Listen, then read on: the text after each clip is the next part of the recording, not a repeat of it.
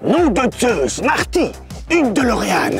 Ah non, autant pour moi. Ce n'est qu'une Dacia, mais ce n'est pas n'importe quelle Dacia puisque c'est la plus puissante de toutes les Dacia. Bienvenue sur En Roue Libre, moi c'est Marty et aujourd'hui on va essayer de voir si cette Dacia Jogger hybride est prête à passer les 90 miles à l'heure.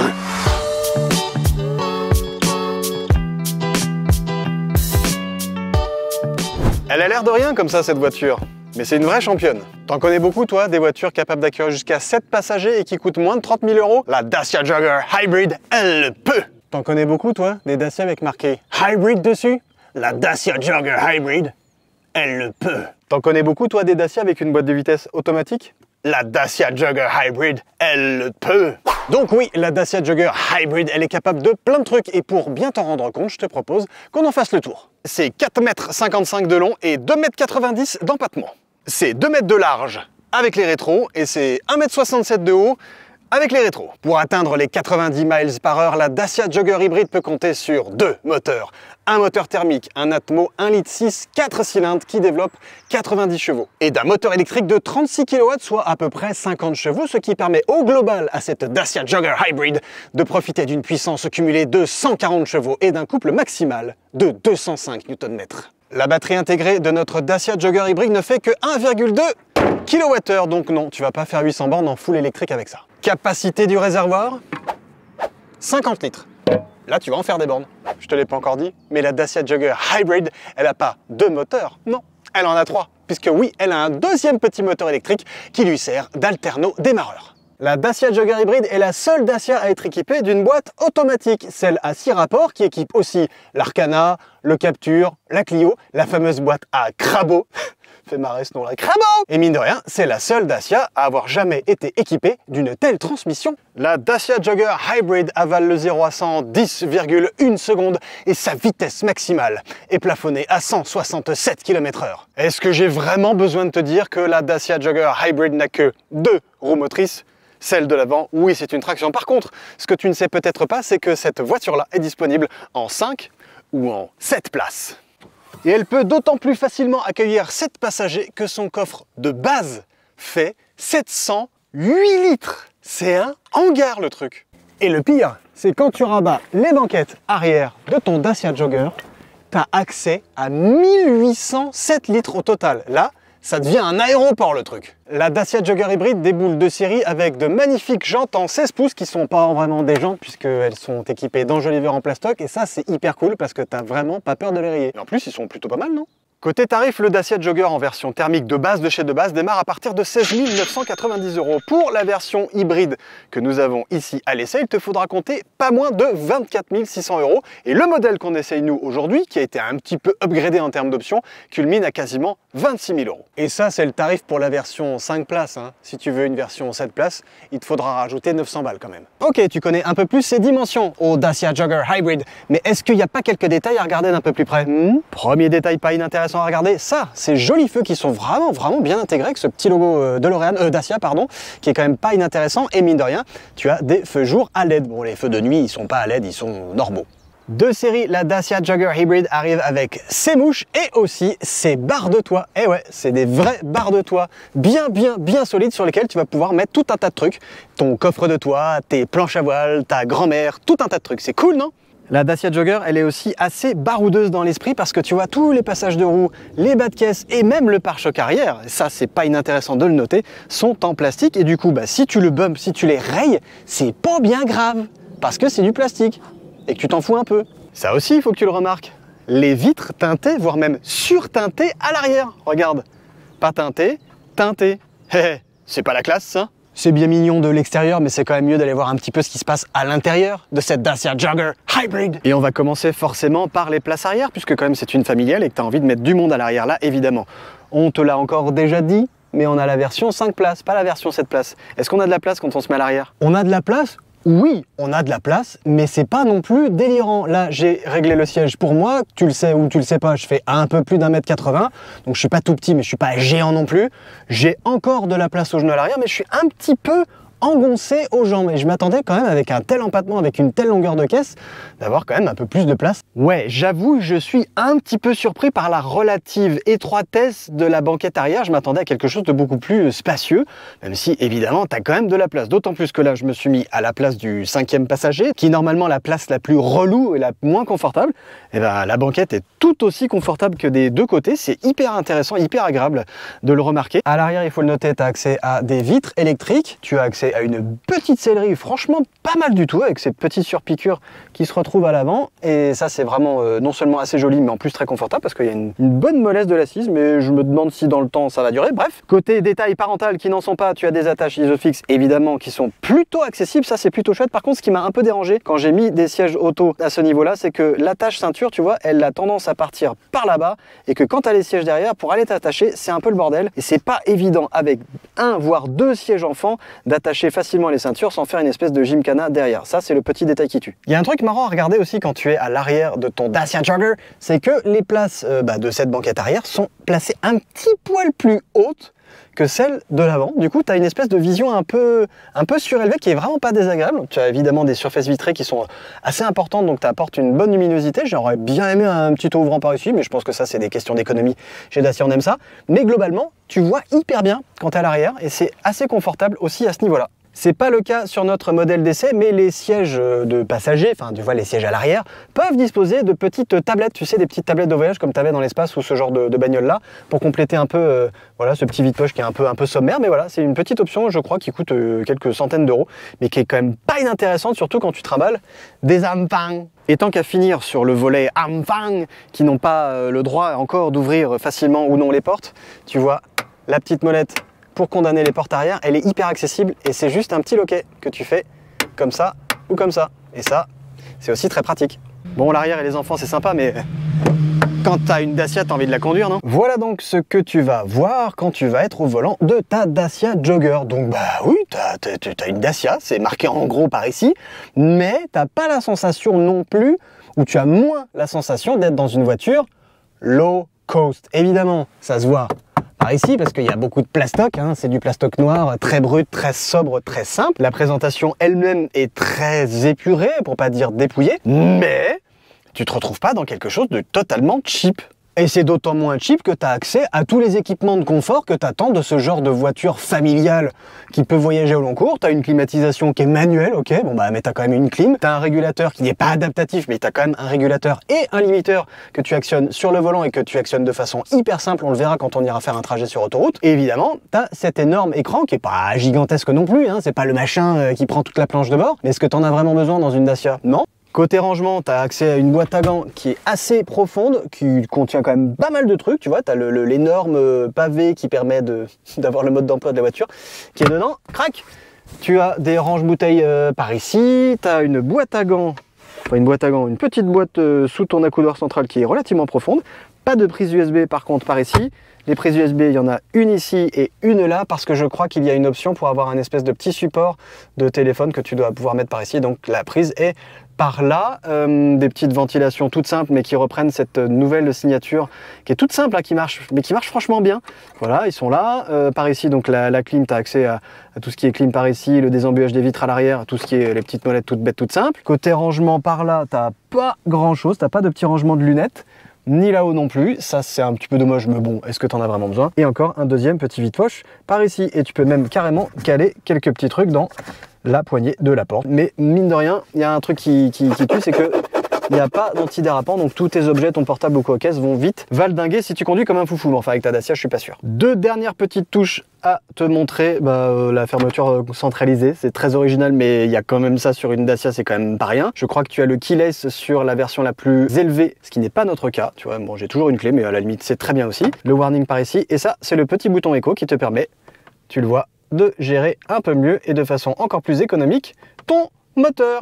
Et pour savoir si c'est une championne ou non de la consommation, cette Dacia Jogger hybride, c'est d'abord en ville qu'il faut l'emmener, puisque c'est quand même son terrain de chasse privilégié. Ça fait très exactement 499 km, donc 500 km que je roule avec le Dacia Jogger. J'ai fait pas mal d'autoroutes avec, à peu près on va dire 250 km, donc quasiment la moitié de mon trajet sur autoroute, et l'autre moitié Eh ben, je l'ai faite en électrique. Parce que oui, messieurs, dames, sur les 499 km que j'ai roulé avec ce Dacia Jogger hybride, j'ai parcouru 240 km en électrique. C'est évidemment en ville, là où les phases de régénération sont les plus importantes, que la Dacia Jogger hybride va se mettre en mode hybride, donc en mode électrique, donc consommer rien du tout.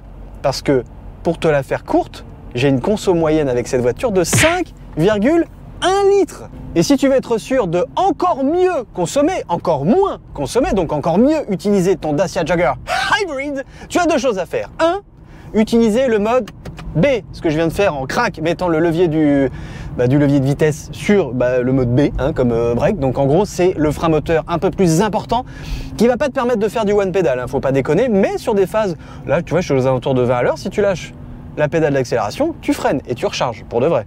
Et 2, il y a un petit mode éco qui va brider le moteur, qui est déjà pas un foudre de guerre, donc j'ai tendance à te dire peut-être le fais pas parce que quand même là tu vas vraiment te traîner, mais je l'ai fait pendant une petite 150 km. Tu t'y fais, hein, c'est pas scandale, et surtout en ville, là où les phases d'accélération t'as pas besoin de mettre des coups de gaz de ouf, bah tu t'y retrouves. La Dacia Jogger Hybrid en ville, elle est hyper agréable parce que évidemment tu as l'attrait d'une hybride, donc d'une électrique, quand elle veut bien se mettre en électrique, ce qui est le cas relativement souvent parce que la batterie est peut-être pas très grande, 1,2 kWh, c'est vraiment que dalle, t'as envie de dire, elle va jamais se foutre en électrique, et en fait si, elle est très souvent en électrique si tu adoptes la bonne conduite qui va bien, c'est-à-dire pas des accélérations de gros foufou, que tu maximises tes phases de régénération en mettant le mode B quand ça descend en particulier, et que voilà, tu as une conduite souple, coulée, tranquille. Si tu, regarde, là je suis en électrique, je suis à 30 à l'heure, tout le monde est en train de taper dans son moteur, moi il n'y a pas de problème, je suis en électrique, bonjour madame, je suis en électrique, et en Dacia Jogger Hybrid. Tac. Et puis mine de rien en ville, malgré son gabarit qui est quand même certain, malgré cet empattement énorme, on l'amène pas trop mal la Dacia Jogger. Bon, c'est pas un petit machin qui va serpenter dans tous les sens et qui va se faufiler partout. Ça c'est clair et net. Mais c'est pas non plus un 35 tonnes. Tu t'en sors pas trop mal. On a bien le gabarit de la voiture dans les yeux, dans les mains. Ça va, on s'y fait relativement vite et elle se faufile pas si mal que ça, malgré son embonpoint certain. Tu l'entends aussi, en ville, il y a un truc qui est hyper agréable avec la Dacia Jogger, c'est du fait, encore une fois, de son hybridation, qu'on n'entend pas grand-chose, parce que là, je suis en thermique, tu vois, j'ai pas le petit logo EV qui s'est affiché sur le tableau de bord, je suis vraiment en thermique. Là, voilà, c'est là, par contre, je suis en train de te dire que c'est agréable, mais en fait, non. C'est pile là où la voiture, tu vois, se met en charge, tu l'entends ou pas? Tu vois, le moteur, il est en charge, alors que la batterie est quasiment pleine, tu vois, c'est exactement là. Là, je suis à la moitié, là, je serai plein. Et pourtant, le moteur thermique s'emballe, comme s'il avait besoin de chauffer, comme s'il avait besoin de recharger quelque chose, alors qu'il n'y a rien besoin de recharger. Qu'est-ce que tu m'embêtes là? Alors que je suis en train de parler du fait que normalement, elle est hyper silencieuse. Voilà, et c'est évidemment là où elle s'éteint. Donc là, tu vois, on va redémarrer tranquillement. On est en mode EV. Il n'y a pas besoin d'une grosse accélération, puisque devant, ça n'avance pas. Donc, tu es en EV et tu as ce petit boum classique des voitures électriques que tu entends et qui est plutôt agréable. Et regarde, je te parlais des consommations. 502 km, on a passé quasiment 10 heures dans la bagnole, c'est dingue. 502 km, distance parcourue en électrique 242,2 km, donc 242 sur 500, c'est quand même pas rien pour une conso moyenne de 5,1 litres, à la vitesse moyenne de 47,9 km/h. Et je peux même te donner mon EcoScore, qui est bien mais pas top. Ouais, j'ai un EcoScore pas génial, mais c'est parce que je vais atteindre les 90 miles à l'heure, Marty. Ok, la Dacia Jogger hybride, objectivement, en termes de consommation, elle fait le job. Par contre, la question que je me pose, et peut-être tu vas pouvoir m'aider à y répondre, c'est est-ce que les versions classiques, thermiques de 100 chevaux, voire même la version GPL, est-ce que ces deux versions-là ne sont pas encore plus intéressantes en termes de consommation, mais plutôt en termes de beau polluant? Parce que ça va peut-être consommer un peu plus en GPL, mais vu le tarif du GPL par rapport à l'essence, je me demande, dis-le moi en commentaire, si ça vaut le coup, cette fameuse Dacia Jogger hybride en termes de beau polluant. Ce serait-il pas le moment de te donner les 5 trucs les plus cool de ce Dacia Jogger hybride? Premier point hyper cool, ça, non, pas l'écran, mais quand tu passes la marche arrière, ça, une vraie caméra de recul hyper bien définie, qui est en plus hyper pratique parce que tu le vois juste ici, tu as accès au pare-choc de ta voiture, donc tu sais exactement quand ça va faire boum. Deuxième truc hyper cool, le fait que tu puisses transformer ton Dacia Jogger Hybrid en camping-car. Ouais, c'est carrément une boîte que commercialise même Dacia via sa filiale Customize au prix de 1490 €. Et donc, tu as en gros une boîte qui prend toute la place de ton coffre, avec lequel tu vas avoir un petit réchaud, des petits placards, de petits trucs. Et puis surtout, tu vas pouvoir transformer l'arrière de ton Dacia Jogger en lit. Et donc, tu vas pouvoir dormir dans ton Dacia Jogger et faire du camping avec ton Dacia Jogger. C'est trop cool ça, non? Troisième truc hyper cool que tu peux avoir dans un Dacia Jogger, pas des sièges parce que tu les as de série quand même, mais tu peux les avoir chauffants.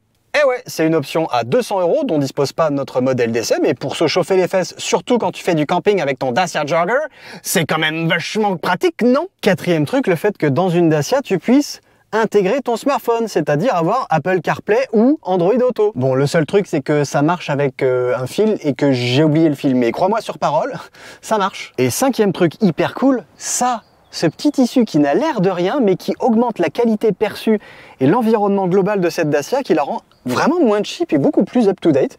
Ça se répète sur les sièges, ça se répète de ce côté-là.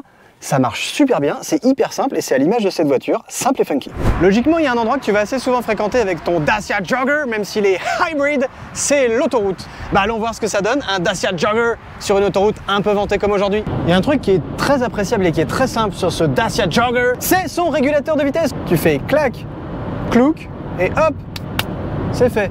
En 2 temps 3 mouvements, tu gères la vitesse de ton Dacia Jogger et c'est hyper facile, c'est hyper simple.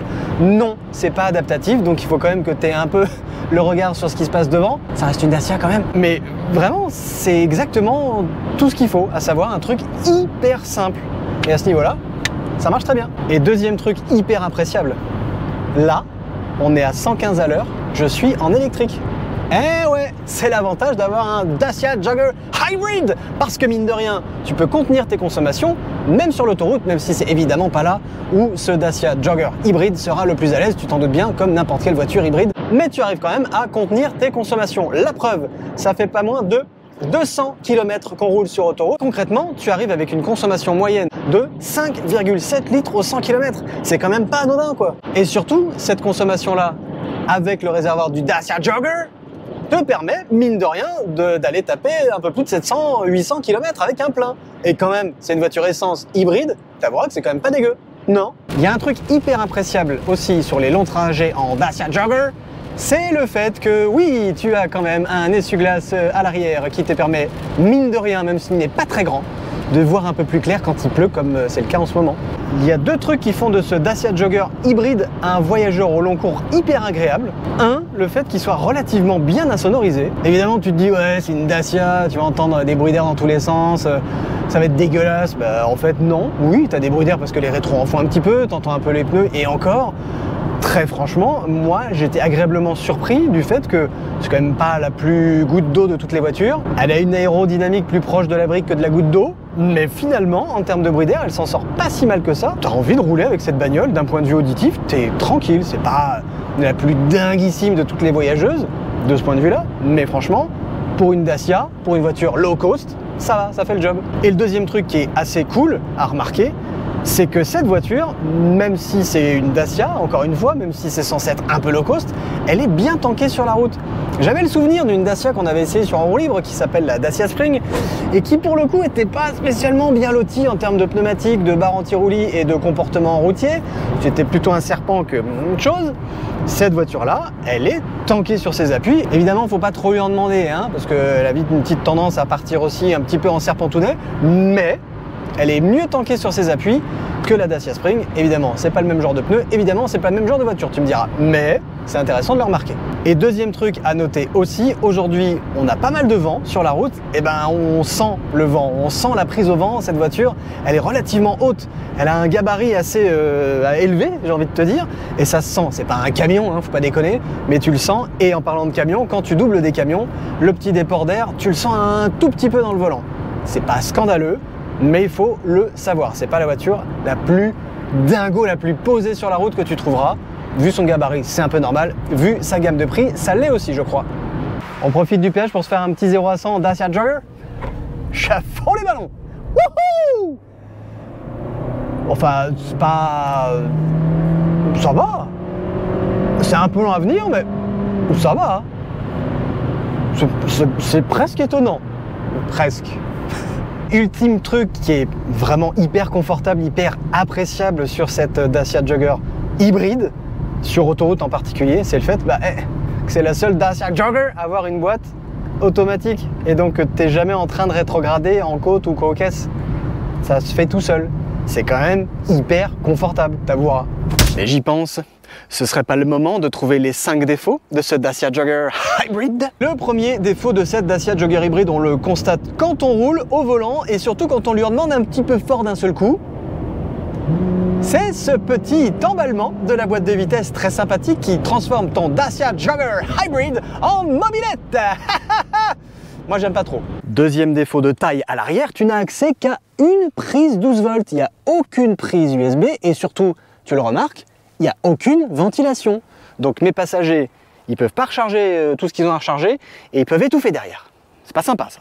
Ça aussi, c'est un défaut. Il y a un régulateur de vitesse, oui, mais c'est dommage qu'il ne soit pas adaptatif. D'autant que, ce serait pas l'emplacement pour la caméra ça? Vous n'aurez pas cherché à faire des économies de bout de chandelle par hasard? Un autre défaut de ce Dacia Jogger, le fait qu'il n'y ait pas vraiment de poignée, tu vois, pour fermer le coffre. C'est par ici que ça se passe. Moi, j'aurais bien aimé avoir une poignée par ici. Parce que pour fermer cet énorme haillon qui fait quand même 25 mètres de long, il faut s'employer, quoi.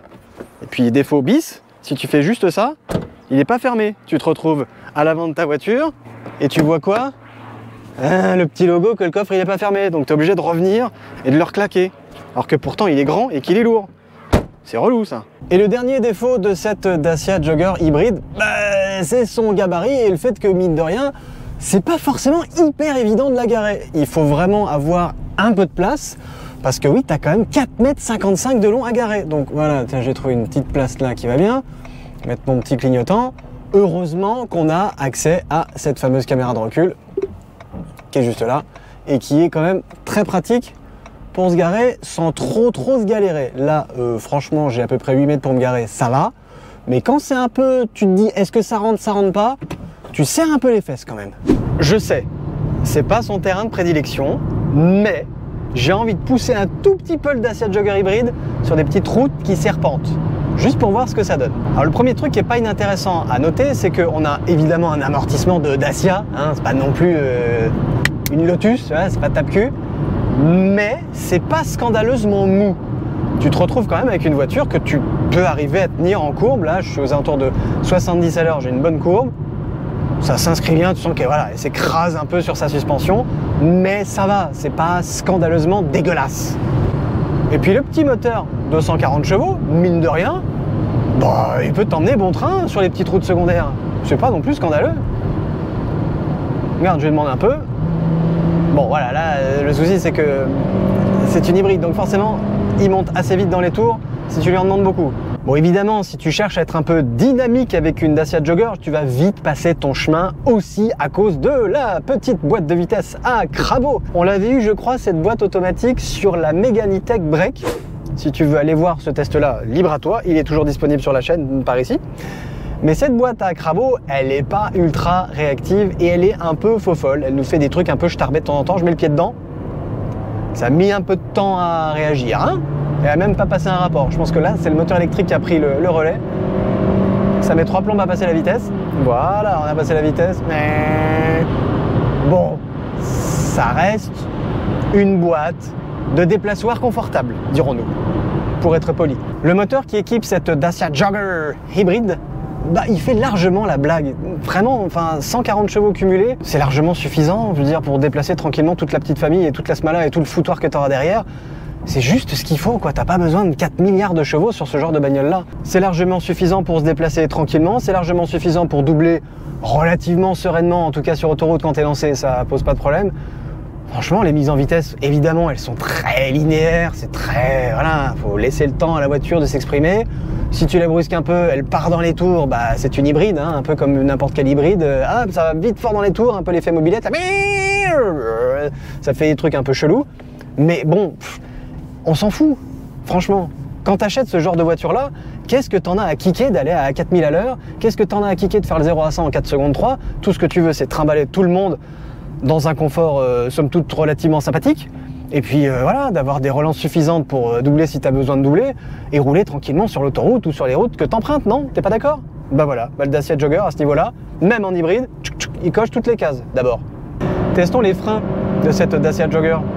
Alors regarde, je suis à très exactement 74 à l'heure, là je vais mettre le coup de patin du diable. La voiture s'arrête, il n'y a pas de souci, l'ABS fait le job.